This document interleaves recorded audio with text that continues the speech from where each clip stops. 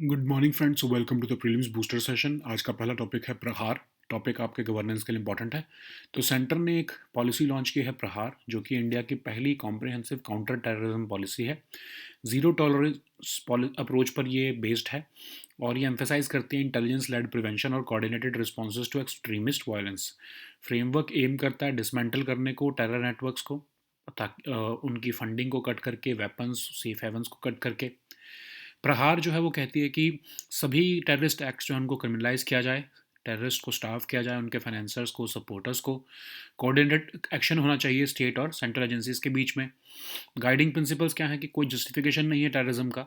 Terrorism किसी धर्म, ethnicity या सिविलाइजेशन से एसोसिएटेड नहीं है, लेकिन कुछ कंट्रीज़ जो हैं इस रीजन में वो टेररिज्म को इंस्ट्रूमेंट ऑफ स्टेट पॉलिसी की तरह यूज़ कर रही हैं। अब क्या 7 पिलर्स हैं प्रहार के? पहला है prevention. Intelligence led proactive measures जो हैं वो लेने चाहिए स्टॉक तो, ताकि अटैक्स को रोका जा सके उनके होने पहले से। रिस्पॉन्सेज मतलब स्विफ्ट, प्रोपोर्शनेट और ग्रेडेड काउंटर टेरर रिस्पॉन्स होना चाहिए। एग्रीगेटिंग इंटरनल कैपेसिटीज़ मतलब मॉडर्नाइजेशन हो लॉ इन्फोर्समेंट एजेंसीज की, whole of government approach follow होनी चाहिए। ह्यूमन राइट्स और rule of law safeguard हो, due process, multiple levels of redressal और अपील के साथ। अटेन्यूएटिंग इनेबलिंग कंडीशंस मतलब ग्रेडेड पुलिस रिस्पॉन्स हो रेडिकलाइजेशन के अगेंस्ट। फिर aligning international efforts, global cooperation strengthen करो। फिर है रिकवरी और resilience, whole of society approach follow करो, रीबिल्ड और स्ट्रेंथन करने के लिए community resilience after terror incidents. अब की थ्रेट परसेप्शंस क्या है? इंडिया जो है क्रॉस बॉर्डर टेररिज्म फेस कर रहा है कई सालों से, और ग्लोबल टेररिस्ट ग्रुप्स भी जो है इंडिया को टारगेट करते हैं, इंडिया में स्लीपर सेल्स के थ्रू वायलेंस इंसाइट करने की कोशिश करते हैं। टेरर हैंडलर जो अब्रॉड हैं वो ड्रोन्स और एडवांस टेक्नोलॉजीज़ का भी यूज़ करते हैं। अगर हम देखें तो ड्रोन्स का पंजाब और जम्मू कश्मीर में यूज़ किया जाता है। एक्सप्लॉयटेशन की जाती है इंक्रिप्शन की, डार्क वेब की और क्रिप्टो करेंसीज की एनोनिमिटी के लिए।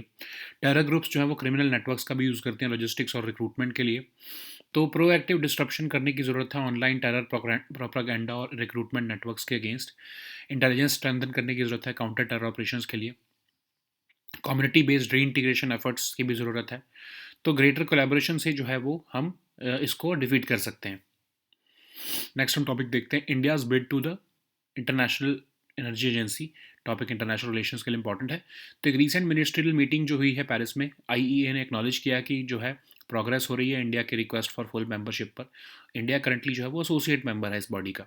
इंडिया की जो है बिड वो इसलिए कॉम्प्लेक्स है क्योंकि आईईए का फाउंडिंग लीगल फ्रेमवर्क कहता है कि सिर्फ ओईसीडी कंट्रीज ही इसकी फुल मेंबर बन सकती हैं। तो आईईए को 1974 में बनाया गया था जब ग्लोबल ऑयल क्राइसिस हुआ था योम किपुर वॉर के बाद, 1973 की जो वॉर के बाद, जिसकी वजह से फ्यूल प्राइसेस बढ़ गए थे, फ्यूल शॉर्टेजेस आई थी। तो मेंबर्स जो थे ओईसीडी के, उन्होंने कोलैबोरेट करने को डिसाइड किया और मैनेज करने को कहा, एनर्जी सिक्योरिटी को रिड्यूस करने को कहा, dependence on imported oil. As a result all 17 OECD countries ने आईईए को फाउंड किया था। तो प्राइमरी ऑब्जेक्टिव जो है आईईए का है कि सेफ गार्ड किया जाए स्टेबल ऑयल सप्लाईज को और एंटिसिपेट किया जाए फ्यूचर डिसरप्शंस को थ्रू कोऑर्डिनेटेड एक्शन। एक की फीचर जो है इस फ्रेमवर्क का वो ये है कि इसमें रिक्वायरमेंट होती है कि हर मेंबर को मिनिमम कुछ स्ट्रेटजिक ऑयल स्टॉक्स मेंटेन करने होते हैं। ये इमरजेंसी मैकेनिज्म जो है वो एक्टिवेटेड हुआ है कई बार, इंक्लूडिंग 1991 गल्फ वॉर और recently Russian war in Ukraine में भी के टाइम पर भी। जो जैसे जैसे इसको कंट्रीज़ ने और ज्वाइन करना शुरू किया, फुल मेंबरशिप लेकिन जो है वो ओईसीडी मेंबर्स के लिए ही रोकी गई है। आईईए के अभी तक जो है 32 फुल मेंबर्स हैं, और 2015 में आईईए ने अलाउ किया नॉन ओईसीडी मेंबर्स को कि वो एसोसिएट मेंबर्स की तरह ज्वाइन कर सकते हैं। तो 2017 में इसलिए इंडिया ने इसको ज्वाइन किया, और इनके पास कोई डिसीजन मेकिंग पावर्स नहीं होती हैं, ये सिर्फ पार्टिसिपेट कर सकते हैं पॉलिसी डिस्कशंस और एक्टिविटीज़ में। आईईए का मैंडेट है जो है वो एक्सपैंड हो चुका है बियॉन्ड ऑयल सिक्योरिटी। अब वो एक्सटेंसिवली रिन्यूएबल एनर्जी, डीकार्बनाइजेशन और एनर्जी ट्रांजिशन पर फोकस करते हैं। क्रिटिकल मिनरल्स प्रोग्राम भी उन्होंने रिसेंटली लॉन्च किया है। तो जो इंडिया, चाइना, ब्राज़ील जैसी कंट्रीज़ हैं वो इसके एसोसिएट मेंबर्स हैं, और अगर हम एसोसिएट मेंबर्स के साथ मिलाकर देखें तो लगभग broader IEA family 80% of global energy demand को रिप्रेजेंट कर रही है। इंडिया जो है वो अपनी फुल मेंबरशिप परसू करना चाहता है आईईए के साथ, और अपनी 2023 में उन्होंने रिक्वेस्ट भी रखी थी फॉर्मल, और even India US bilateral discussions में भी ये पार्ट रहा है। तो इंडिया जो है वो डिस्कशंस में पार्टिसिपेट तो कर पाता है आईईए की, लेकिन क्योंकि एसोसिएट मेंबर है तो वोटिंग राइट्स नहीं है। तो ये एक लीडिंग नॉलेज प्लेटफॉर्म बनता जा रहा है IEA energy transition, climate change और क्लीन टेक्नोलॉजीज़ के लिए। तो अगर इंडिया की जो है आईईए मेंबरशिप मिलती है तो इंडिया के लिए वो सही रहेगा, क्योंकि हम उसमें जो है वर्ल्ड का जो मोस्ट कॉम्प्रिहेंसिव एनर्जी डेटाबेस है उसको एक्सेस कर पाएंगे। और आईईए मेंबरशिप जो है वो अभी सिर्फ ओईसीडी कंट्रीज़ के लिए है। तो इसलिए जो है अगर इंडिया को ज्वाइन करना तो उसके उस ओईसीडी के सॉरी आईईए के फ्रेमवर्क में ही लीगल अमेंडमेंट करनी पड़ेगी। और ऐसा नहीं सिर्फ इंडिया ही है, बल्कि ब्राज़ील भी जो है वो इसको फुल मेंबरशिप मांग रहा है। आईएए ने एक्सप्रेस किया है स्ट्रॉन्ग सपोर्ट इंडिया के बिड का, और कहा है कि इंडिया का सेंट्रल रोल है ग्लोबल एनर्जी सिक्योरिटी में, और इंडिया की लीडरशिप है इंक्लूसिव एनर्जी ट्रांजिशन और क्लाइमेट एक्शन में। तो रीसेंट मिनिस्ट्रियल मीटिंग में डेलीगेट्स ने वेलकम किया था कि प्रोग्रेस चल रही है डिस्कशंस पर, और इंडिया के रिक्वेस्ट के बाद। ठीक है, नेक्स्ट हम टॉपिक देखते हैं ट्रेडिशनल नॉलेज डिजिटल लाइब्रेरी। ये टॉपिक आपके गवर्नेंस के लिए इंपॉर्टेंट है।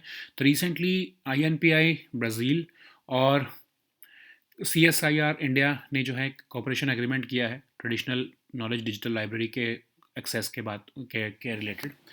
तो ये ट्रेडिशनल नॉलेज डिजिटल लाइब्रेरी एक यूनिक इनिशिएटिव है, 2001 में बनाया गया गवर्नमेंट ऑफ इंडिया द्वारा, कोलैबोरेशन बिटवीन सीएसआईआर और मिनिस्ट्री ऑफ आयुष के बीच में बनाया करके किया गया इसको।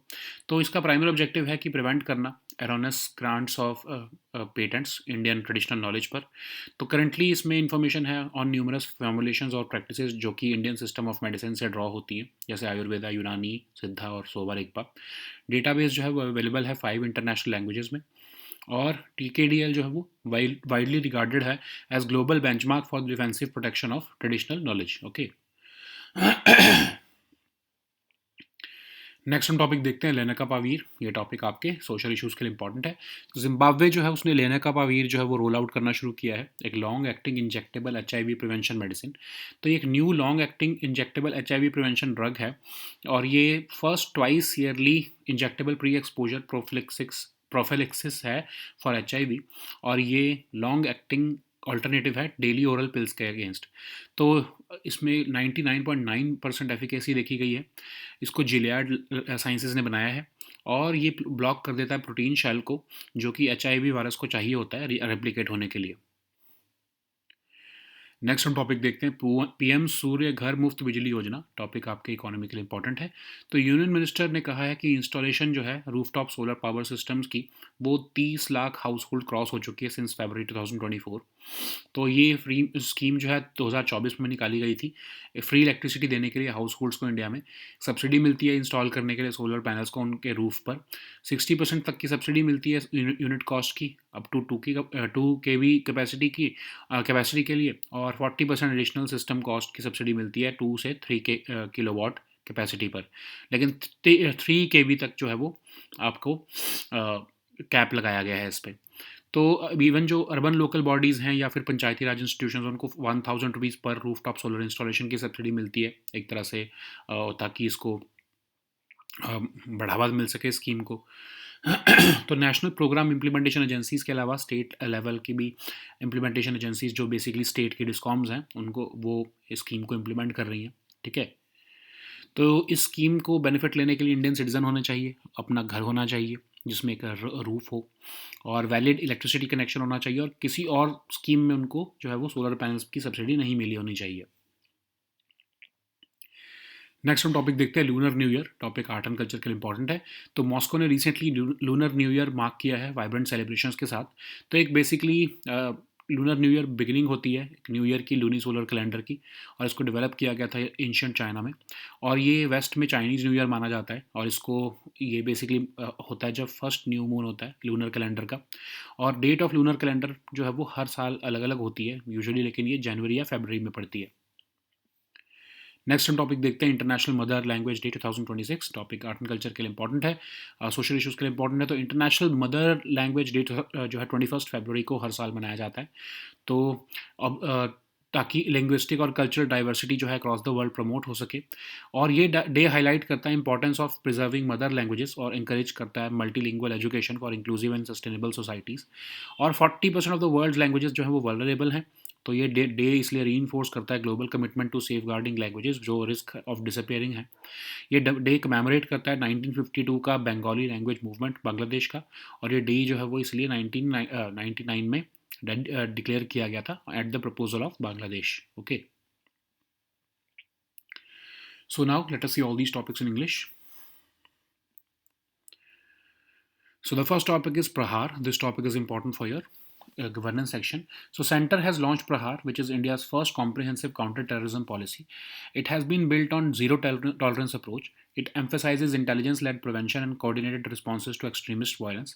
This framework aims to dismantle terror networks by cutting off access to funding, weapons, and safe havens.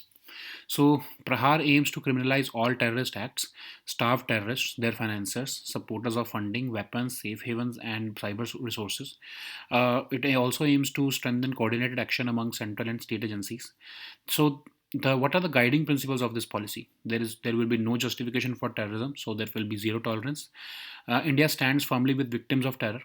Terrorism is not associated with any religion, ethnicity, or civilization, and it also notes that some countries in the region have been using terrorism as an instrument of state policy. So, what are the 7 key pillars of Prahar? So, Prahar basically means prevention. That is, intelligence-led proactive measures are required to stop attacks before they occur. Then responses: swift, proportionate, and graded terrorism responses, aggregating internal capacities, basically following the whole of government approach in which we modernize the law enforcement agencies with advanced tools, technologies, and weaponry.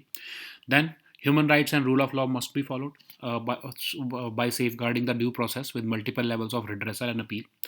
Attenuate the enabling conditions, basically graded police response to radicalization, aligning international efforts through global cooperation, recovery and resilience, basically whole of society approach to rebuilding and strengthening community resilience. So why India needs such a policy? Because India has been facing cross-border sponsored terrorism, and global terror groups have been using propaganda to incite violence through sleeper cells. Terror handlers have been using drones and advanced technologies, especially in Punjab and Jammu Kashmir, and they have been using exploitation. They have been exploiting the encryption, dark web, and cryptocurrencies for anonymity. So terror groups leverage criminal networks for logistics and recruitment. So there is proactive disruption of online. What are the countermeasures which are required? Proactive disruption of online terror propaganda and recruitment networks, strengthening intelligence and counter-terror operations, community-based reintegration efforts which involve doctors, psychologists, lawyers, NGOs. Okay.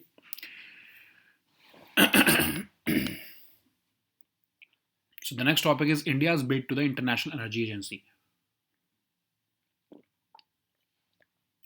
So this topic is important for your international relations. So at its recent ministerial meeting in Paris, the International Energy Agency has acknowledged progress on India's request for full membership. So India is currently an associate member. However, India's bid for full membership is complex because the IEA's founding legal framework allows only OECD countries to become members. So IEA was established in 1974 in response to the global oil crisis triggered by the Arab oil embargo during the Yom Kippur War. So this embargo led to soaring oil prices and fuel shortages. So then in response to that, OECD members decided to collaborate and to manage their energy security and reduce dependence on imported oil. So therefore, 17 OECD nations founded the IEA. IEA's primary objective was to safeguard stable oil supplies and anticipate future disruptions through coordinated action. So a key feature of its framework is the requirement that each member maintain minimum strategic oil stocks to cushion supply shocks. So this emergency mechanism has been activated several times, like in 1991 during Gulf War and in the recent Russian-Ukraine war. So more countries have joined IEA over time, but full membership still remains restricted to OECD countries. So therefore, current members are 32 in number. In 2015, IEA allowed non-OECD members to join as associate members. Therefore, India became an associate member in 2017, but these members do not have decision-making powers or voting rights. So there is evolving role of IEA. currently it is not just around oil security, but now it works extensively on renewable energy, decarbonization, and energy transition. It also recently launched a critical minerals program. Countries like China, India, and Brazil have emerged as major energy producers and consumers. At its founding, IEA members accounted for over 60% of global energy demand. This share fell to about 40% a decade ago. However, including associate members like India, China, Brazil, South Africa, Indonesia, Egypt, and Thailand, the broader IEA family now represents about 80% of global energy demand. India has been pursuing full membership of IEA for several years and formally submitted its request in October 2023. This issue has also featured in India US bilateral discussions. So, as an associate member, India participates in discussions but lacks voting rights. And why it needs IEA now? Because it's a leading platform on energy transition, climate change, and clean technologies. So IEA membership is currently limited to OECD countries. So therefore, if India has to join it, a legal amendment may be considered. Okay, IEA has expressed strong support for India's bid because of India's growing role in global energy security, and its expected leadership in inclusive energy transitions and climate action. At the recent ministerial meeting, also delegates welcomed progress in discussions following India's request. So the next topic is traditional knowledge digital library. This topic is important for your governance section. So recently, INPI Brazil and CSIR India have entered into a cooperation arrangement on access to the traditional knowledge digital library, which is a unique initiative established in 2001 by Government of India through collaboration between CSIR and Ministry of Ayush. Its primary objective is to prevent the erroneous grants of patents on Indian traditional knowledge and to safeguard country's knowledge heritage from misappropriation. So currently, it contains information on numerous formulations and practices drawn from Indian systems of medicine. So the database is available in 5 international languages, and it has been regarded as a global benchmark for the defensive protection of traditional knowledge. So the next topic is lenacapavir. This topic is important for your social issues. So Zimbabwe has begun rolling out lenacapavir, which is a long-acting injectable HIV prevention medicine. It is the new long-acting injectable HIV prevention drug. It is the first twice-yearly injectable pre-exposure prophylaxis for HIV, offering a highly effective, long-acting alternative to daily oral pills. It helps prevent 99.9% of all HIV transmission. It is developed by Gilead Sciences. So this is a class of drug which blocks the protein shell the virus needs to replicate. Okay. So the next topic is PM Surya Ghar Muft Bijli Yojana. This topic is important for your governance section. So Union Minister has said that the installation of rooftop solar power systems has crossed 30 lakh households since February 2024. This scheme was launched in 2024 with an aim to provide free electricity to households in India. And under the scheme, the subsidies are provided to install solar panels on the roof. So scheme provides subsidy of 60% up to 2 kV capacity and 40% of additional system cost for systems between 2 to 3 kV capacity. Subsidy has been capped at 3 kV capacity. Apart from that, it also incentivizes local bodies at rupees 1,000 per rooftop solar installation. Okay, so it is being implemented by national program implementation agencies at national level and by state implementation agencies at the state level. And under this, DISCOMs are designated as state implementation agencies. Okay, so what is the eligibility criteria for joining this scheme? Household must be an Indian citizen. Household must own a house. They must have a valid electricity connection. They must not have availed any other subsidy for solar panels. Okay. So the next topic is Lunar New Year. This topic is important for your art and culture section. Moscow has recently marked the Lunar New Year with vibrant celebrations. So Lunar New Year marks the beginning of a new year in the lunisolar calendar, which was developed in ancient China. It is often known as in the West as the Chinese New Year. It occurs on the first new moon of the lunar calendar. So the date of lunar calendar is different each year, and it is usually in January or February. So the next topic is International Mother Language Day 2026. This topic is important for your art and culture. Social issues section. So International Mother Language Day is celebrated on 21st February. So on that day, UNESCO has reaffirmed the importance of promoting and supporting indigenous peoples in using their mother tongue. So International Mother Language Day is observed every year on 21st February to promote linguistic and cultural diversity across the world. This day highlights the importance of preserving mother languages and encouraging multilingual education. With over 40% of the world's languages vulnerable, the day reinforces the global commitment to safeguarding languages which are at risk of disappearing. This day commemorates the 1952 Bengali language movement in Bangladesh, and this day was first proposed by Bangladesh in 1999, and it was adopted by UNESCO since 2000, the year 2000. Okay, so these were our topics for today. We'll meet next time with new topics. Until then, goodbye and take care.